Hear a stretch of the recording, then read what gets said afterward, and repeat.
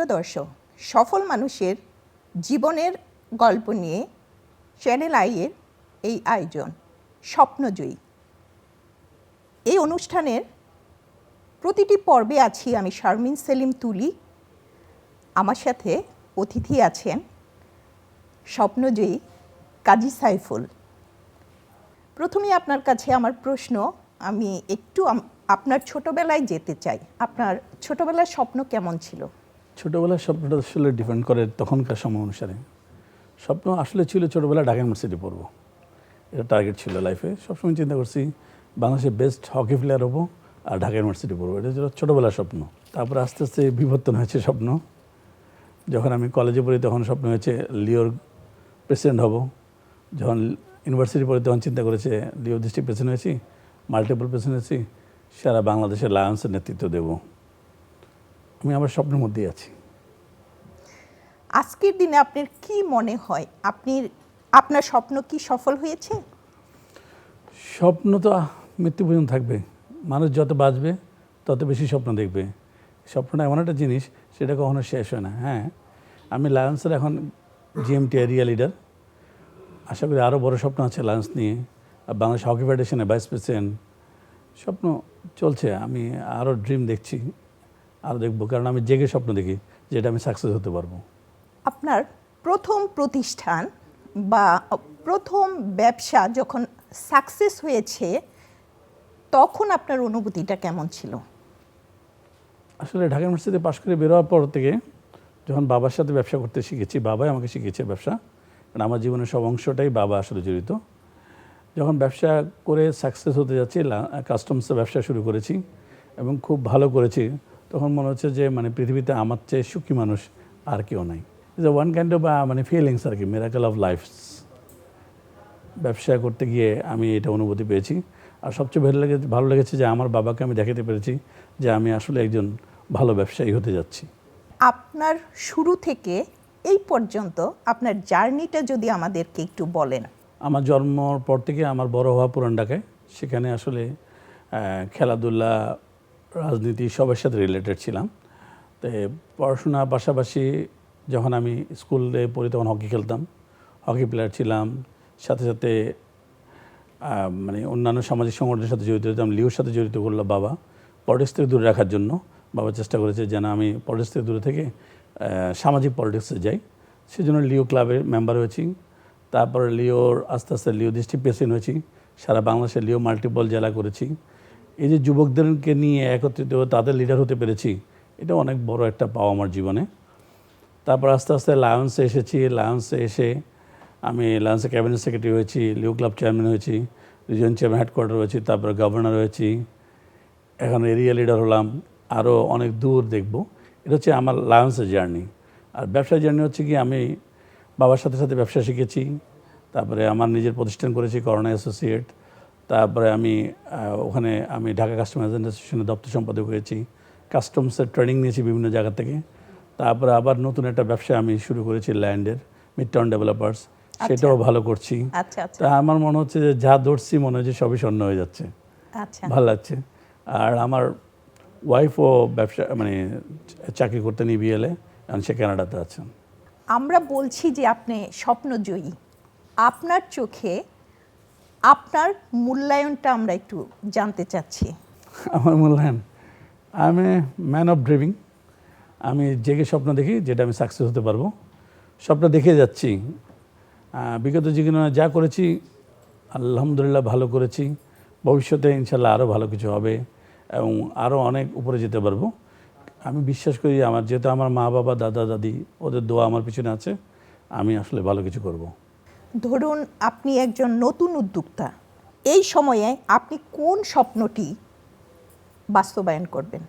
Today ওয়ার্ল্ডে আসলে উদ্যোক্তাদের নতুন ব্যবসা করাটা, নতুন চিন্তা করাটা একটু টাফ, কারণ ডলার মার্কেট, আমাদের ফিজিবিলিটি এবং ভিজিবিলিটি যে অবস্থা, তাতে আমার মনে হয় আমাদের মাইক্রো ক্রেডিটের অবস্থা ভালো না। আমাদেরকে নতুন কোনো স্মল ইন্ডাস্ট্রি টাইপের কিছু করতে হবে, যাতে করে আমি সবাইকে কাজে মৎস্য খামার, তারপরে যেটা দেশের সাথে রিলেটেড।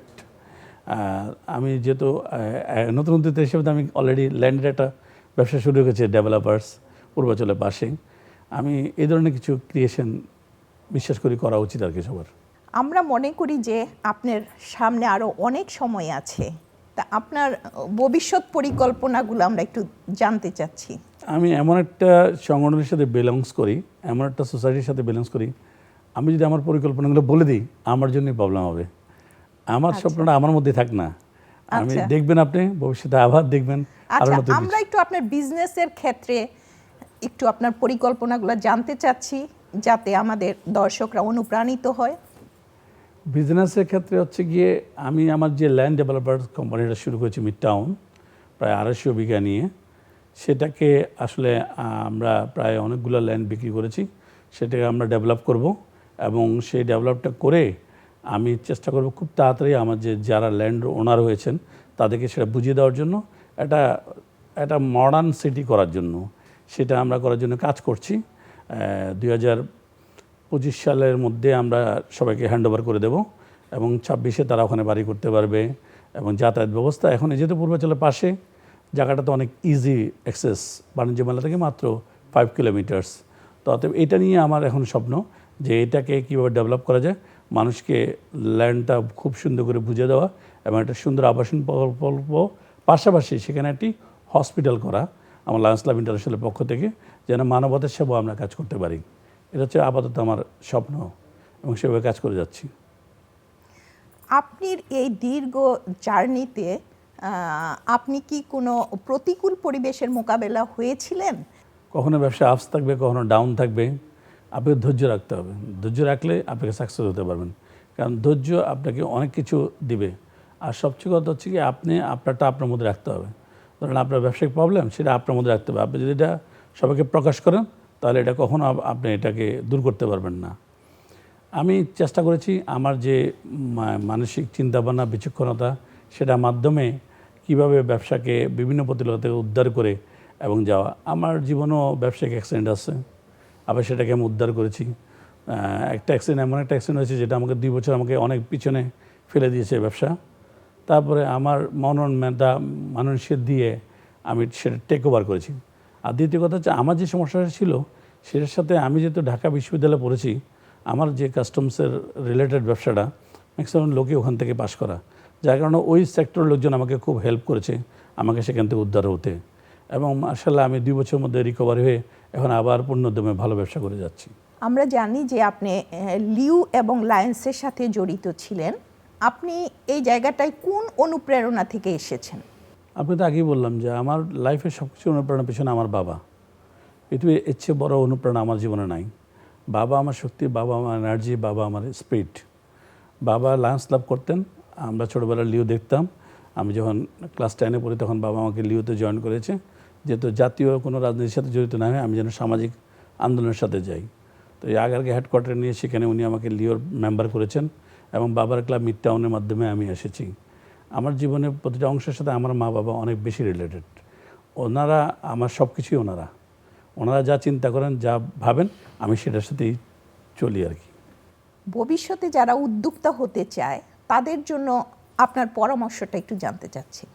আমার পরামর্শ হচ্ছে গিয়ে নিজে যেটা পারবেন, চিন্তা করেন যে এটা আপনি করতে পারবেন, সেটা করবেন।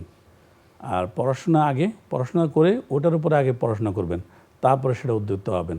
কারণ উদ্যোক্তা হওয়ার পূর্ব শর্ত হচ্ছে ওই জিনিসটার প্রতি আপনাকে জানা। আর পুরোপুরি জানার পর যদি আপনি ব্যবসা শুরু করেন বা যে কোনো জিনিস আরম্ভ করেন, ইনশাআল্লাহ আপনি সাকসেস হবেন। আর সবচেয়ে বড় হলে সততা, ন্যায়নিষ্ঠ এবং ধৈর্য, এই 3টা রাখলে লাইফে সাকসেস কেউ আটকে রাখতে পারবে না। আপনাকে অনেক অনেক ধন্যবাদ আমাদের এই স্বপ্নজয়ী অনুষ্ঠানে আসার জন্য। ধন্যবাদ জানাই আপনাকে আমাকে প্রোগ্রামে আমন্ত্রণ জানার জন্য। আমি যত জানি আপনি একজন স্বপ্নজয়ী নারী উদ্যোক্তা এবং আপনি অনেক ভালো কিছু করেছেন। আমি চাই আমার সংগঠন, আমি এবং আপনাদের সাথে সম্পৃক্ত হতে। আপনি যদি সেটা সুযোগ করে দেন আমি আরও বেশি ধন্য হব। আর আজকের অনুষ্ঠানে আমাকে নিমন্ত্রণ জানানোর জন্য আপনাকে অনেক অনেক ধন্যবাদ। প্রিয় দর্শক, আজ এ পর্যন্তই। আগামী পর্বে দেখা হবে অন্য কোনো উদ্যোক্তার সাথে, অন্য কোনো স্বপ্নজয়ীর সাথে। ভালো থাকেন, সুস্থ থাকেন।